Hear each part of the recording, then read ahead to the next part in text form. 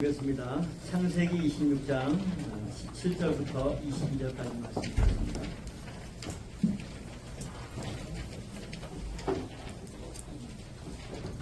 창세기 26장 17절부터 22절까지 말씀. 제가 받드리겠습니다. 17절 말씀. 이삭이 그곳을 떠나 그랄 골짜기에 장막을 치고 거기 우거하며 그 아비 아브라함 때 팠던 우물들을 다시 팠으니 이는 아브라함 죽은 후에 블레셋 사람이 그 우물들을 메웠습니다. 이삭이 그 우물들의 이름을 그 아비의 부르던 이름으로 불렀더라. 이삭의 종들이 골짜기에 파서 샘 근원을 얻었더니 그랄 목자들이 이삭의 목자와 다투어 가로되 이 물은 우리의 것이라 하며 이삭이 그 다툼을 인하여 그 우물 이름을 에색이라 하였으며 또 다른 우물을 팠더니 그들이 또 다투는 고로 그 이름을 신나라 하였으며 이삭이 거기서 옮겨 다른 우물을 팠더니 그들이 다투지 아니하였으므로 그 이름을 르봇이라 하여 가로되 이제는 여호와께서 우리의 장소를 넓게 하셨으니 이 땅에서 우리가 번성하리로다 하였더라. 하나님의 말씀이니라. 자, 우리 말씀을 통해서 르봇의 축복이라는 제목으로 함께 은혜를 나누고자 합니다. 자, 창세기 26장은 우리가 알다시피 이삭이 흉년 든 해에 그 땅에서 흉년 들었던 그 땅에서 100배의 축복을 얻었던 내용을 기록한 책이 창세기 26장입니다. 자, 우리는 생각할 때 이삭이 로또를 맞았나? 이렇게 생각하기 쉽잖아요. 100배짜리 로또 맞기 쉽지가 않죠.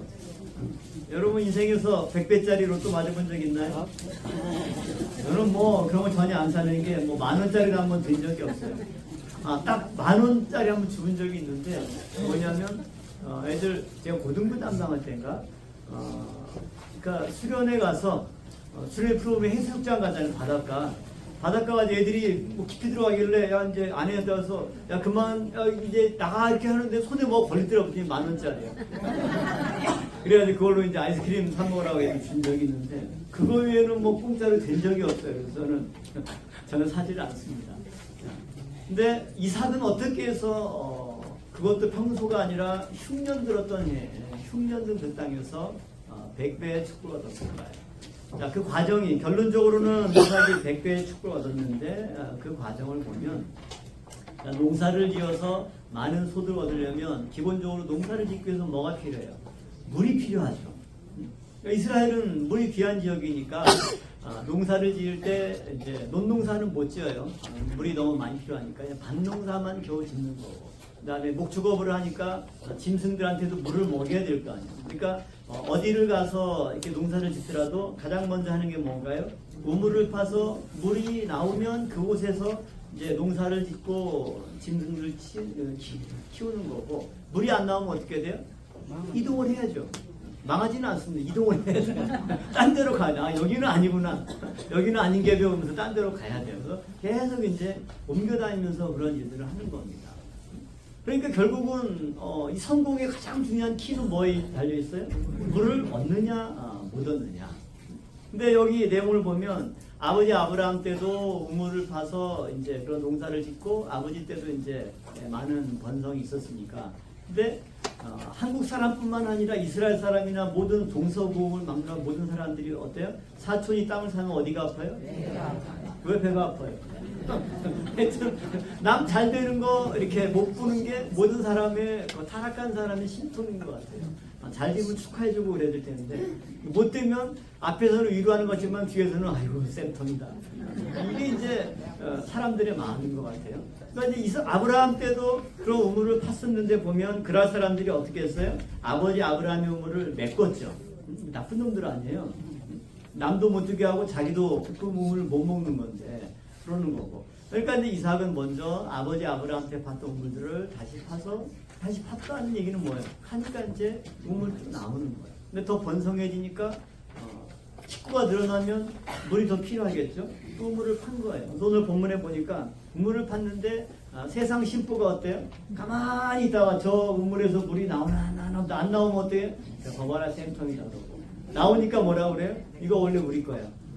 그러면서 이제 뺏어가는 심보가 이방의 심보인 거죠. 그래서 이삭은 그럴 사람들과 다투기보다는 그래 니네 가져라. 그리고 대신 그 이름을 뭐라고 그랬어요? 에셋. 두 번째 우물도 마찬가지입니다. 신나입니다. 에셋과 신나. 단어는 다르지만 기본적인 뜻은 어떤 뜻이에요? 다툼. 다퉜다는 말이죠. 그리고 다시 세 번째 우물을 팔 때 그 세 번째 우물이 뭐였습니까? 르봇. 르봇이라고 하는 말은 기본 어원이 넓다 그런 겁니다. 르봇과 이 어원으로 볼 때 친척인 이름이 뭐냐면 기생 라합입니다. 라하브. 넓다. 하나님께서 넓게 해주다. 이것의 이제 명사형이 르봇. 르봇, 라합. 친척인 거 처음 알았죠? 라합과 르봇이 친척이에요. 그 뜻은 다 뭐예요? 넓다. 넓게 하다. 이제 그런 뜻입니다. 하나님께서 이제 넓게 하는 것은 이제 뭐냐면 사람이 다툼이 있다 보면 어때요? 마음이 좁아지고 이렇게 마음이 힘든 거 아니에요. 그러니까 넓다라고 하는 것은 그런 다툼도 없어진 거고. 그 다음에 이러한 우물물을 통해서 이제 더 번창해지는 거죠. 르봇이라고 하는 이 이름은 여러 가지 복합적인 의미로 이렇게 한 겁니다. 그렇다면 이삭이 100배의 축복을 얻기까지 어떤 과정을 거쳤어요? 에셋과 신나와 르봇의 과정을 거쳐서 100배의 축복을 얻게 되었다라고 하는 거죠. 그렇다면 오늘 우리의 삶 가운데도 에셋과 신나의 과정이 없이 르봇으로 직행하면 얼마나 좋겠어요. 그렇죠? 근데 인생을 보면 르봇으로 직행하는 과정이 있는 것 같아요, 없는 것 같아요? 없어요. 르봇으로 직행하면 거기서 바로 추락합니다. 감당이 안 되는 거죠. 뭐 지금 젊은 사람들이 어떨지 모르지만 여기 계신 권사님들만 하더라도 처음 신혼 때 뭐 어떻게 시작해요? 뭐 단칸방에서. 요즘 애들한테 칼잠자는 얘기하면은 그게 뭐예요? 뭐 이해가 안 되잖아요. 그렇죠? 식구는 많고 좁으니까 똑바로 누우면 그래도 면적이 이만큼 차지하는데 좁으니까 어때요? 옆으로 이렇게 칼잠 자던 시대 그거 얘기하면 도대체 조선시대냐고 이제 얘기를 하겠지만 그러한 과정은 어때요? 에셋과 신나의 과정이죠. 그러니까 먹고 사는 삶 자체가 어때요? 다툼의 삶이고 치열한 삶입니다. 거기다가 질병이 추가되면 어떻습니까? 너무너무 힘든 거죠. 제가 이제 지난번에 인도 이렇게 세미나 할 때도 이제 인도 시내 쭉 이제 뉴델리니까 인도의 수도 아니에요. 한국으로 치면 서울인데 어느 지역을 가니까 막 길에 막 천막도 막 많고 사람들이 막 되게 많은 거예요. 그래서 이거 어디냐 그랬더니 병원이라는 거죠. 종합병원인데 거기서 병원도 이제 그냥 무료로 하는 데가 있고 여러 가지 단계가 있었는데 큰 병원이더라고요. 근데 보니까 막 길거리에 우리 같으면 이제 인도 쪽에 응급차들이 한 뭐 수십 대 쭉 또 이렇게 도로변에 이렇게 주차가 되어 있어요. 그리고 중간중간에 천막이 있는데 거기 사람들이 다 노숙하고 있는 거예요. 그래서 이제 왜 이렇게 여기서 노숙을 하냐고 그랬더니 지방에서 올라오면 이제 간병을 해야 되는데 그러니까 우리로 치면 병원에서 이제 뭐 보호자 이렇게 쉬는 데나 그게 안 되면 이제 근처에 뭐 호텔을 얻건 방을 얻어서 해야 되는데 시골에서 올라오는 사람이 돈이 없잖아요. 그러니까 이제 길거리에서 노숙을 보호자들이 저렇게 이제 노숙을 한다는 거죠. 그러니까 집안에 병원에 입원해서 하는 환자가 생기면 어떻게 돼요? 그러니까 모든 일상이 이제 멈추죠.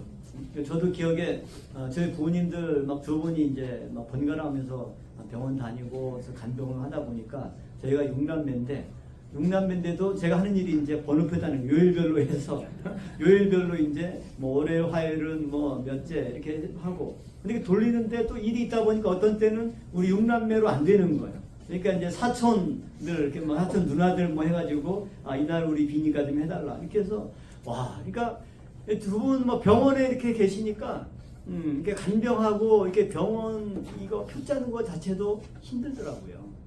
그러니까 우리 인생이라고 하는 것이 꼭 이웃과 뭐 이런 분쟁이고 다툼뿐만 아니라 우리의 삶 전체가 어떻게 보면 치열하게 살아가는 것 자체가 어떻게 보면 전쟁으로 비유를 하잖아요. 우리 인생에 모든 사람들은 어떤 삶을 꿈꿉니까? 르봇과 같이 마음이 평안하고 넓어져서 누가 뭐라 그래도 그래 여유 있을 때는 그냥 뭐 누가 이렇게 시비 걸어도 그냥 웃어 넘기고 그러는데 내가 힘들고 민감하면 어때요? 웃어도 그냥 왜 웃어 기분 나쁘게 되면서 이렇게 덤비자고 하는 게 사람들의 마음이에요. 그게 왜 그렇습니까? 우리가 에셋과 신나의 상태에 있어서는 우리의 삶이 어렵고 또 여러 가지 쪼들리고 또 질병으로 인해서 여러 가지 마음의 여유가 없고 이럴 때는 신앙생활 할 때나 예배를 드려도 별로 은혜가 잘 안 돼요. 말씀 받아도 아유 뭐 별로 뭐 도움되는 거 하나도 없는 것 같고 바뀌는 거 하나도 없는 것 같고 그런 어떤 마음이 들면 굉장히 어려운 거죠. 이삭은 어떻게 해서 100배의 축복을 얻었는가? 에색과 신라의 단계 이런 것들을 극복하는 것 자체가 결코 쉽지가 않았다는 거죠. 어떻게 양보할 수 있어요? 그것은 내가 어디에 우물을 파든지 간에 하나님이 내 발걸음을 인도해 주셔서 물을 얻을 수 있도록 이끌어 주신다라고 하는 확고한 믿음과 그런 체험이 없이는 결코 양보할 수 없죠. 이 우물이 나의 마지막 우물이다. 양보돼야 안 돼요? 안 되죠. 이놈의 새끼들 목숨 걸고 싸워서 이거를 지키겠죠. 그러나 이삭은 이게 내 마지막 우물이 아니라 나는 언제든지 내가 가는 곳에 하나님이 함께해서 나에게 우물을 주실 것이다. 생물을 주실 것이다. 이런 믿음이 있을 때 그래 니네도 얼마나 사정이 딱하면 그러겠냐. 하나하나 양보는 하되 마음은 편해야 안 편해요? 안 편하니까 애색 신나 다툼이라고 이름을 지었지. 마음이 편하면 뭐 기쁨 감사 뭐 이런 이름을 지었을 거 아니에요. 양보는 하지만 그러나 누가 마음이 편해요. 마음이 불편하지만 그래도 그러한 과정을 하나하나 이겨나갈 때 세 번째는 하나님께서 르봇의 우물 그러니까 더 이상 다툼이 없이 그곳에서 번성할 수 있는 그러한 축복을 주셨다라고 하는 거죠. 그래서 이삭은 가로되 이제는 여호와께서 우리의 장소를 넓게 하셨으니 이 땅에서 우리가 번성하리로다 하였더라. 그래서 우리는 늘 결론만 인용이 되어 있잖아. 이삭이 흉년들 그 땅에서 몇 배 축복을 얻었다?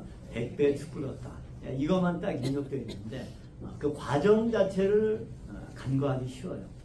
아브라함도 그렇고 이삭도 그렇고 성경이 뭐 어느 누구도 과정 없이 그냥 로또 맞듯이 이러한 축복의 단계에 바로 직행하는 사람이 있다 없다? 없는. 그거는 신앙이 아니라 사기입니다. 사기.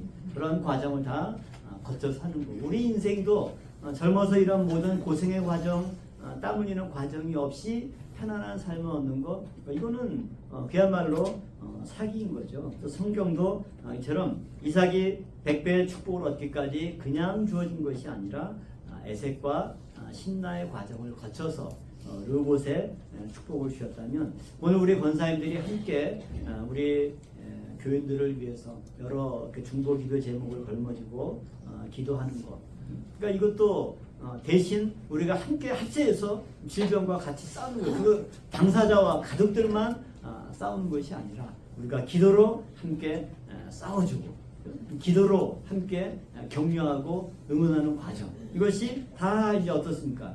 질병과 싸우는 과정이고 여러 가지 많은 문제들과 싸우는 과정이라고 할 때 이 하나하나의 과정이 에색의 우물, 신라의 우물을 파고 그러한 모든 과정을 거쳐서 이제 우리 모든 성도님들에게 우리 중보기도에 또 합심해서 기도했던 권사님들에게 르봇의 축복을 허락해 주실 줄로 믿습니다. 그래서 우리 성도님들이 늘 또 하시는 말씀이 정말 여러 가지 질병과 싸우느라고 힘들 때 우리 권사님들이 주일마다 목요일마다 이렇게 기도해 주시고 또 주중에라도 문제 있으면 또 카톡으로 같이 긴급 기도 요청하면서 이렇게 기도할 때 작년에도 제가 이제 교구에 또 아프신 분이 있어서 늘 기도했던 분인데 그러더라고. 아유 목사님 정말 이렇게 병원에 있을 때 권사님들이 기도해 주면 이런 게 그러니까 기도하는 그 시간 되면 정말 이렇게 신기하게 통증도 없어지고 그러면서 이제 정말 피부적으로 권사님들의 그 기도가 얼마나 큰 힘이 되고 위로가 되는지 그래서 정말 힘들게 여러 가지 병마와 싸울 때 그래도 많은 우리 권사님들이 나를 위해서 기도해 주는 분들이 있다. 그 사실 하나만 가지고도 굉장히 큰 그 위로와 또 그것과 싸워서 끝까지 이겨낼 수 있는 그런 에너지가 되는 겁니다. 그래서 우리가 뭐 여러분 자체도 건강에 대해서 뭐 각자 또 기도의 제목이 없는 분들이 없겠지만 내 문제뿐만 아니라 우리의 동료들을 위해서 우리 믿음의 동역자들을 위해서 우리가 함께 기도할 때 그 모든 과정 모든 가정마다 에색과 신라의 단계를 넘어서서 르봇의 축복이 임한다는 사실을 믿고 우리가 하시면서 또 함께 기도할 때 하나님께서 모든 다툼이 종식되고 우리의 모든 영적인 지경 또 모든 물질의 지경이 넓어져서 번성케 되는 은혜가 충만하게 임할 줄로 믿습니다. 기도하겠습니다. 감사하신 아버지 하나님, 오늘도 2월 첫 주를 맞아서 우리 권사님들, 우리의 나라와 민족을 위해서, 교회를 위해서, 우리 믿음의 교우들을 위해서 하나하나 이렇게 기도 제목을 놓고 기도할 때 아버지 하나님, 에색과 신나의 이런 모든 다툼의 문제들이 종식되고 로봇의 축복이 임할 수 있도록 주장하여 주시옵소서. 우리 마음 가운데 모든 다툼과 갈등이 끝을 내리고 또 아버지께서 넓은 마음을 주시고 기쁨과 감사의 마음을 주시사 진정한 로봇의 축복이 우리 모든 평강의 성도들의 가정마다 임할 수 있도록 아버지께서 역사하여 주시옵소서. 기간 받은 바 은혜에 감사해서 우리 아버지 앞에 예물 드릴 때 또 이 예물이 아버지 앞에 쓰이는 곳곳마다 정말 놀라운 은혜와 로봇의 축복이 임할 수 있도록 주께서 역사하여 주시옵소서. 온전히 아버지께 맡겨오며 예수님의 이름으로 감사 기도를 쌓옵나이다.